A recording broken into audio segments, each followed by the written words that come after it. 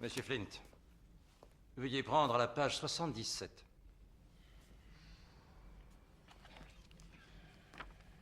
Veuillez décrire pour les jurés ce qu'il y a à la page 77, je vous prie, monsieur.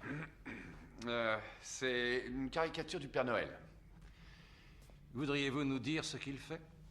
Il parle à Madame Noël et il tient à la main ce qui semble être un gros pénis en érection. Et voudriez-vous lire ce que dit le Père Noël sous le dessin, s'il vous plaît? Ça dit « Je t'apporte quelque chose à mettre dans ta cheminée ».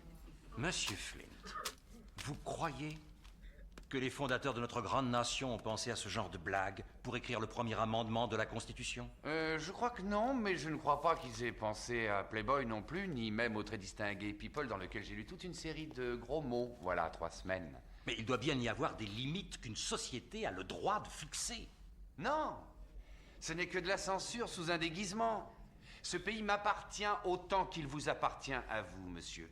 Et si vous le trouvez scandaleux, ce magazine, ne le lisez pas. Je ne le lis pas. Mais que faites-vous des enfants innocents qui lorgnent les pages de votre magazine ou rayons journaux de nos épiceries? Oui, écoutez... Enfin, si on surprend un gamin à se saouler à la bière, est-ce qu'il faut interdire les bières Budweiser sur tout le territoire? Mesdames et messieurs les jurés, beaucoup de choses ont été dites ici aujourd'hui. Il serait inutile que je répète ce que vous avez déjà entendu. Mais que je le répète ou non, vous allez devoir prendre une décision. Et il est une chose sur laquelle je me dois d'insister avec force avant que vous vous retiriez. Loin de moi l'idée de vous convaincre d'aimer ce que fait Larry Flint. D'ailleurs, moi-même, je n'aime pas ce qu'il fait. Mais il y a une chose que j'aime. C'est que je vis dans un pays où tous les citoyens peuvent décider par eux-mêmes. J'aime vivre dans un pays où j'ai le droit de prendre n'importe quel magazine, Hustler en l'occurrence, et de le lire. Ou alors de le jeter à la poubelle si j'estime que c'est sa place. Ou mieux encore, si telle est mon opinion, de ne pas l'acheter. J'aime qu'on me reconnaisse ce droit, et j'y tiens beaucoup. Vous aussi devriez y tenir beaucoup. Je vous assure. Parce que nous vivons dans un pays libre. Et cette phrase, on l'entend tous les jours, mais on a tendance à oublier son véritable sens. Alors je le redis. Oui, nous vivons dans un pays libre. C'est une idée féconde. C'est un magnifique mode de vie. Mais cette liberté a un prix. À l'occasion, il faut tolérer des choses qui ne sont pas forcément de notre goût. En vous retirant pour délibérer, songez que vous êtes entièrement libre de penser ce que vous voudrez de Larry Flint et de Hustler.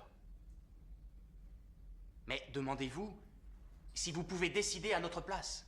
Parce que notre liberté, à nous tous qui assistons à cette audience, sera vraiment entre vos mains, à vous les jurés. Si nous commençons à élever des murs contre les choses que certaines personnes jugent obscènes, nous pourrions bien nous réveiller un beau matin et découvrir qu'on a élevé des murs un peu partout, dans les endroits les plus inattendus. Et que nous ne pouvons plus rien voir, plus rien faire. Ce n'est pas ça la liberté. Ça n'est pas la liberté. Prenez garde, pensez-y bien.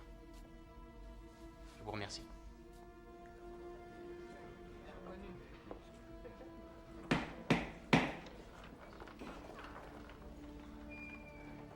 Les membres du jury ont-ils rendu leur verdict? Oui, Monsieur le Président.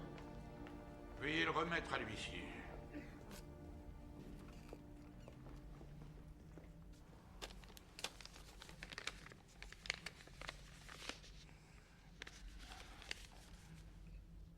Accusé, levez-vous pour entendre le verdict.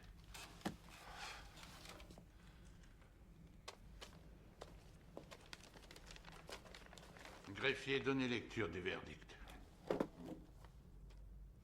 Le jury, après en avoir délibéré, déclare l'accusé Larry Claxton Flint coupable de l'ensemble des faits qui lui sont reprochés.